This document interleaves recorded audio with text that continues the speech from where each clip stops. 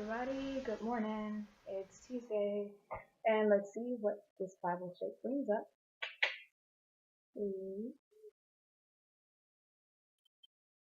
It's Second John 1:9. I like everything in the New Testament, and that is where this one is coming from.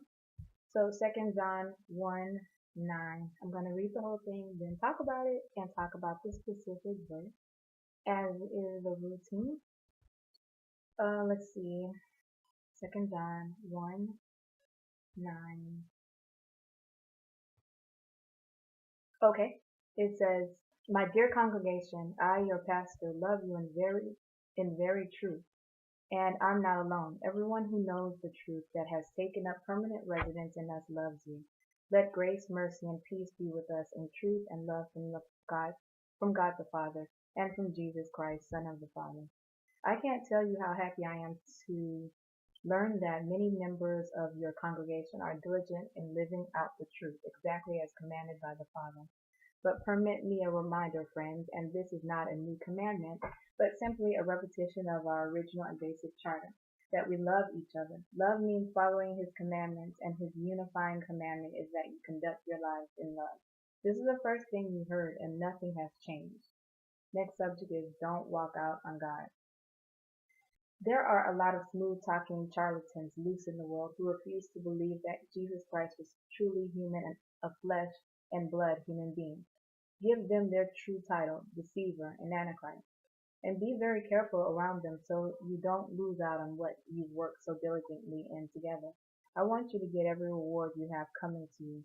Anyone who gets so progressive in his thinking that he walks out on the teaching of Christ walks out on God. But whoever stays with the teaching stays faithful to God, both the Father and the Son.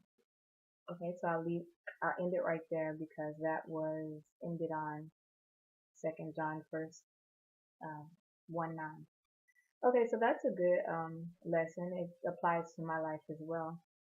When you turn your life over to Christ, to God, then so many temptations are in the world, and it takes a lot to try to progress in the things of God instead of retracting and reverting and going back to the way that things used to be. So it's just a reminder. Whoever's writing this, probably John, I guess.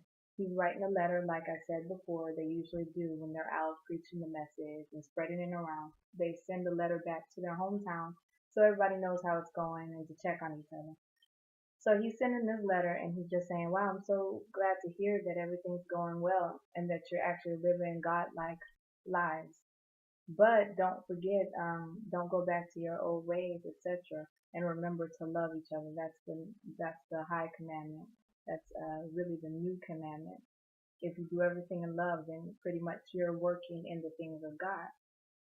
So the specific verse was where it says, "Anyone who gets so progressive in his thinking that he walks out on the teaching of Christ walks out on God. But whoever stays with the teaching stays faithful to both the Father and the Son." So that can apply to me, anyone who believes, because you know that you're still in your humanity like ways, and you know the struggle of wanting to do the things that your body physically desires to do, but instead you must instead do spiritual things and work more on your spirit. Um, and because spiritual things are usually the invisible things, the things that you have to have faith to believe in, then it's a work to keep your faith up. So it's just saying that don't walk out on God's teaching, on Christ's teaching, keep to it. And there are definitely rewards coming to you. Don't think you're doing this all for nothing.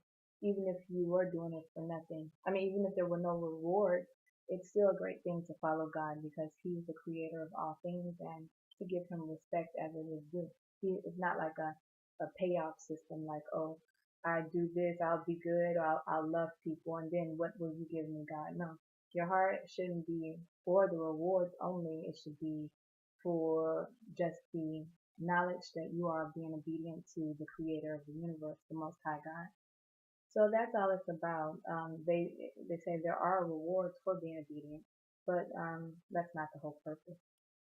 So the specific verse, as I mentioned, is just saying that keep to the path of God. Don't turn your own ways, because it's better to do the things of God than to not.